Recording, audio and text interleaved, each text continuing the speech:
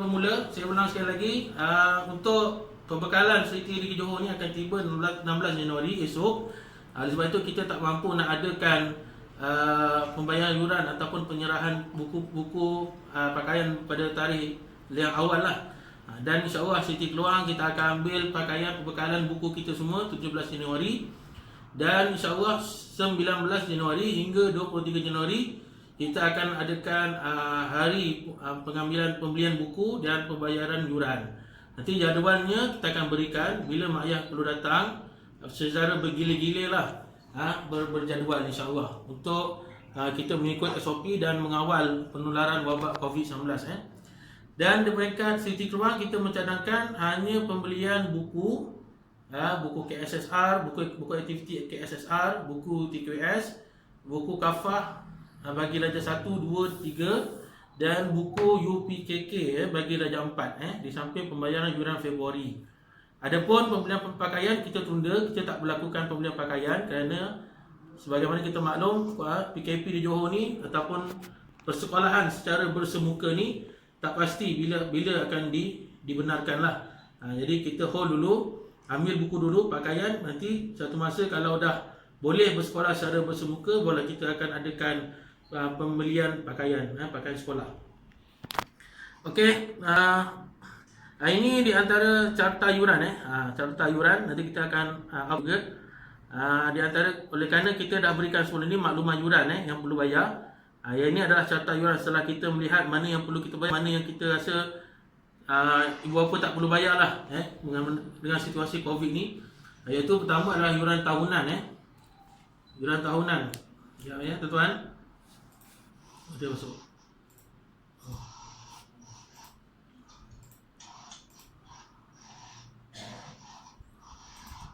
Okey, dia tak bunyi. Dia tak bunyi ping Okey, yang pertama adalah yuran tahunan yuran tahunan macam biasa, yuran yang kita akan serahkan. Berapa yuran ni kita akan bagi kepada negeri dan pusat. Termasuklah yuran pakalan data dan sebagainya. Kemudian yuran pentadbiran RM20 bagi setiap tahunan 2, 3, 4. Tabung kebajikan Seriti, yang ni Siti Malaysia punya. Kemudian yuran bulan Disember. Kemudian pembelian buku cuma perbezaannya adalah pada pembelian buku. Untuk Darjah 2 130 buku KSSR dia, buku aktiviti KSSR, buku kafah, buku TQS, tu kan dalam pembelian buku. Dan Darjah 3 RM149 dan Darjah 4 RM129. Dan bagaimana untuk Februari kita memang saya rasa masih lagi kita akan meneruskan PDPR PDPR walaupun PKP akan berakhir 26 Januari, tetapi sebagaimana kita maklum biasanya PKP ni dia akan bersambung lah. Dan kalau kita lihat dalam pemakluman daripada Kementerian Pendidikan pun, jika PKP tamat, sesi bersekolahan secara bersemuka akan bermula pada 8 Mac 8 Mac tu bulan 3. Jadi maknanya secara gambaran awalnya bagi pihak guru ni kita memang rasa menjangkakan Februari pun kita akan anak-anak akan bersekolah di rumah di rumah. Okey, selamat datang yang mau datang. Nanti insya-Allah saya kalau dah sekali saya akan pergi ke kesimpulan secara langsung. Jadi di bawah tu ada jumlah dia lah. Maknanya ada berapa banyak yuran makan tak ada, yuran van tak ada, dan berapa yuran lagi yuran kokurikulum tak ada, yuran keceriaan tak ada. Jadi banyak yuran-yuran yang kita tiada untuk pada tahun ni lah. Jadi ini tahun 2 410, tahun 3 429 dan tahun 4 409. Ini di antara carta yuran. Kemudian PDPR. Okey, setelah kita cerita tentang pembayaran yuran, kita mencerita sikit bagaimana operasi ataupun situasi PDPR, pengajaran dan pembelajaran kita anak-anak di rumah. Sebagaimana ibu bapa maklum, PKP kita untuk di negeri Johor ni dan beberapa negeri yang lain, iaitu bermula 13 Januari hingga 26 Januari. Dan kita tidak tahu bilakah akan digunakan pembelajaran secara bersemuka. Walau bagaimanapun, mengikut maklumat daripada KPM, jika PKP ini berakhir, pengajaran secara bersemuka akan bermula 8 Mac 2021. Jadi berdasarkan muhasabah sesi lepas tahun 2020, maka kita di Sriti Keluang kita telah merancang pembelajaran PDPR ini secara kita telah merancang PDPR secara bersistematik bagi memudahkan urusan semua pihak, pihak guru, pihak ibu bapa. Yang paling penting adalah pihak anak-anak lah. Okey, yang paling penting adalah pihak anak-anak. Jadi PDPR kita akan bermula 20 Januari 2021 dan kerjasama ibu bapa dan penjaga amatlah kami harapkan. Jadi sebagai untuk kata perkongsian, ibu bapa mungkin boleh sediakan ruang belajar untuk anak-anak, ada meja dia, ada kerusi dia, ada sudut dia untuk dia belajar, seolah-olah dia belajar walaupun di rumah tapi dia seolah-olah dia rasa macam di sekolah. Jadi itu memerlukan kerjasama ataupun kreativiti ataupun inisiatif daripada ibu bapa lah untuk mewujudkan pengajaran dan pembelajaran di rumah. Okey. Jadi ini secara langsung. Ini adalah rumusan pengoperasian institusi pendidikan di kawasan PKP, PKPB dan PKPP. Kalau tuan-tuan lihat di institusi sekolah rendah tu, darjah 1 tahun 1 hingga darjah 6 tahun 6, bagi kawasan kita PKP ni adalah PDPR lah. Jadi walaupun cikgu kata kenapa tak buka sekolah murid tak ramai tak boleh bagi kita di kawasan PKP kita melaksanakan kaedah PDPR. Adapun kalau kita lihat di bawah tu, sekiranya PKP telah tamat, sesi bersemuka bermula 8 Mac. Jadi itu di antara kita punya ni lah, maklumat yang terkini lah. Walau bagaimanapun kalau ada perubahan, insya-Allah kita akan maklumkan lah. Kalau kita juga bagi sekolah swasta pun tak boleh juga nak beroperasi kalau kita masih dalam bahagian PKP. Jadi dan kita bukan kelas peperiksaan, maka kita kena melaksanakan PDPR lah. Okey, itu untuk maklumat nampak lah. Okey, seperti mana tahun lepas PDPR kita tahun lepas. Ada yang masuk je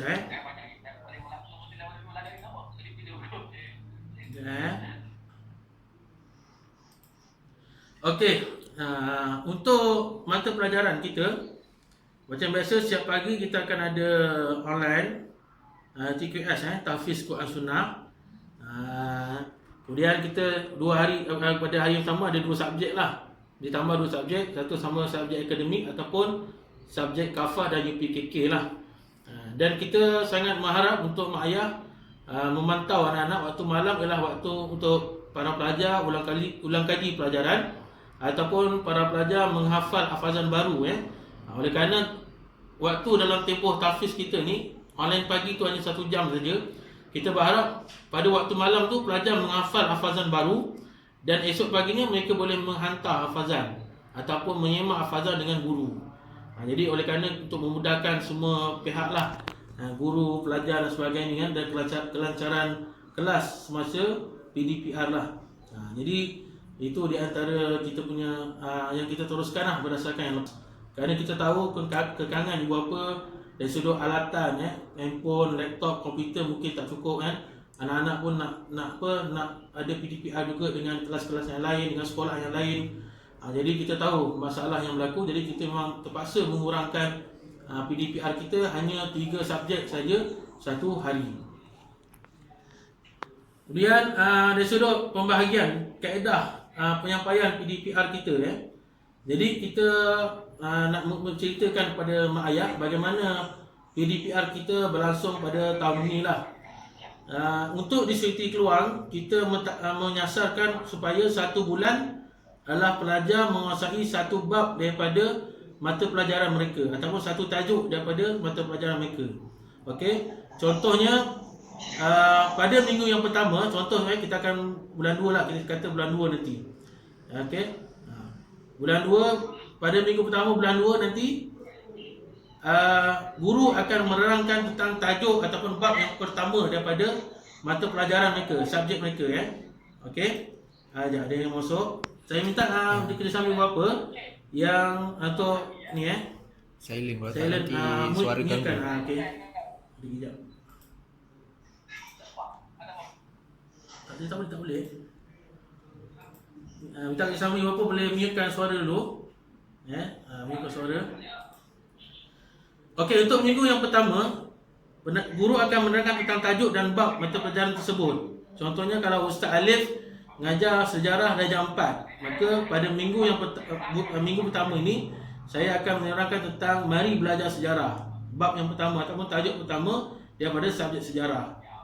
Medium yang kami akan gunakan, platform ataupun yang kami akan gunakan adalah saya akan upload video saya dalam YouTube Seriti, page Seriti dan dalam grup Facebook. Kita tahun lepas kita dah mulakan penyampaian bahan melalui grup Facebook kan.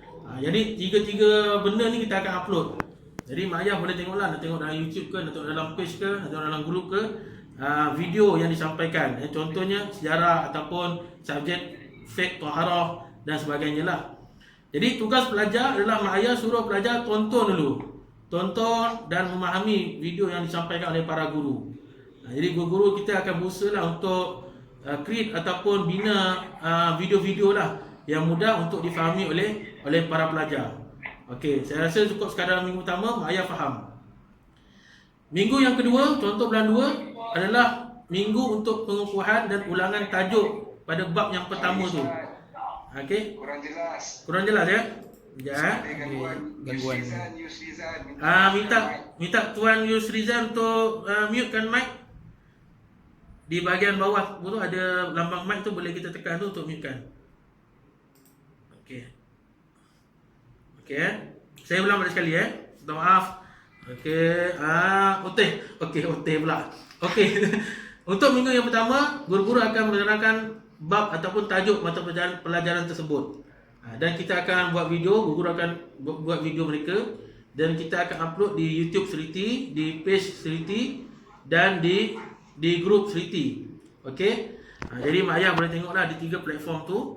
Dan tugas para pelajar adalah menonton dan memahami video yang disediakan oleh guru. Okey.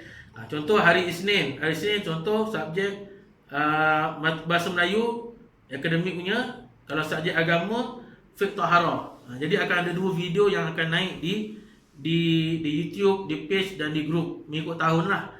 Jadi pelajar akan tonton dan memahami je. Masanya terpulang. Kalau mungkin mak ayah tiada di rumah pada waktu pagi, mungkin belah malam lah. Belah malam tu boleh tonton video tersebut. Okey. Kerana kita tahulah masalah masa kan. Kadang-kadang mak ayah tak meninggalkan handphone ataupun komputer pada pelajar, jadi menyebabkan masa dan sebagainya. Jadi masa tu adalah terpulang kepada pengurusan di pihak ibu bapa. Minggu yang kedua adalah minggu untuk pengukuhan dan ulangan tajuk bab. Okey, jadi guru akan buat nota tambahan, perteminda dan sebagainya, dan guru akan sampaikan melalui WhatsApp. Kita akan upload dalam page Facebook dan grup Facebook. Jadi tugas pelajar pada minggu tersebut, dia akan baca, dia akan ingat. Kalau dia rasa nak ulang kaji, kita akan sertakan link untuk mereka tekan link tersebut untuk pergi tengok video yang mereka lihat pada minggu lepas. Okey. Kerana target kita cukuplah dalam sebulan tu pelajar dapat menguasai satu tajuk dengan baik pun dah cukup. Okey. Dan minggu ketiga barulah minggu latihan. Guru akan bagi latihan, akan maklumkan muka surat berapa dalam buku aktiviti kita tu, muka surat berapa nanti kena siapkan. Jadi pelajar akan buat dan maklumkan pada guru. Okey, dia baru masuk.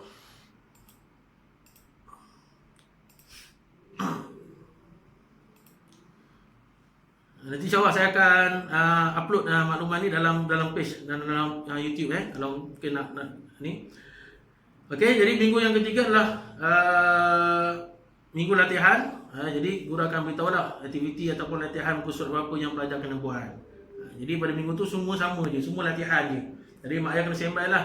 Kena lihat hari tu apa kerja rumah yang diberikan latihan yang perlu dibuat dalam buku aktiviti. Kerana kita dah beli dah buku aktiviti.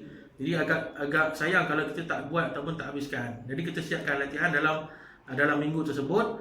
Dan kalau mereka nak refer, nak ulang kaji, boleh tekan link ataupun tengok nota yang telah diberikan. Okey.